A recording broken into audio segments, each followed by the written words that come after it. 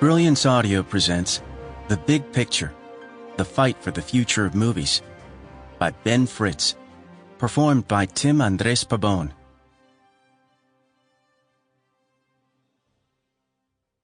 A note on sources. This book is based in part on stolen material. I won't make any bones about it.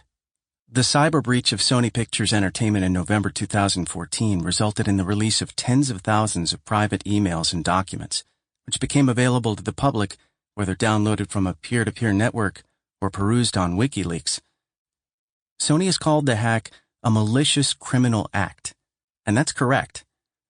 Executives at the studio have questioned my ethics, and that of many other journalists, in reporting on the contents of the stolen emails and documents, and I can hardly blame them. If emails revealing the innermost details of my reporting at the Wall Street Journal were released to the world, I would be horrified. And if bloggers burrowed through personal emails involving my family, my finances, and my online shopping history, I would undoubtedly be embarrassed.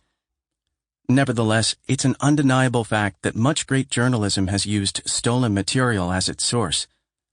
While the scale of the theft here was perhaps unprecedented, and the import of the material doesn't exactly compare to the Pentagon Papers, the principle remains the same.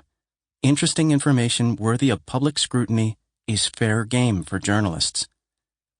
Now that anyone with an internet connection can read these emails and documents, the question is simply what to do with them. Already reporters have pored over many, looking for eyebrow-raising scoops, including new details about movies Sony was planning to make, and racially offensive jokes about President Obama made by a movie mogul and a power producer. Of course, I could have just left the hacked materials alone and moved on. That's possibly what some Sony Pictures employees, for whom the hack was a painful incident they'd like to just leave in the past, would prefer I do. But as a longtime reporter on the business of Hollywood, I believe the stolen emails and internal documents from Sony Pictures could be the core of a much bigger story, one about the changes in Hollywood and why we get the movies we do. I believed I could put these materials to a productive and enlightening purpose. This book is the result. Whatever your views, I hope you'll agree that what you're about to read is not exploitative. In researching this book, I read or skimmed nearly every email and document released in the hack. I frequently felt uncomfortable, as I think any compassionate human being would, and at times I felt unethical.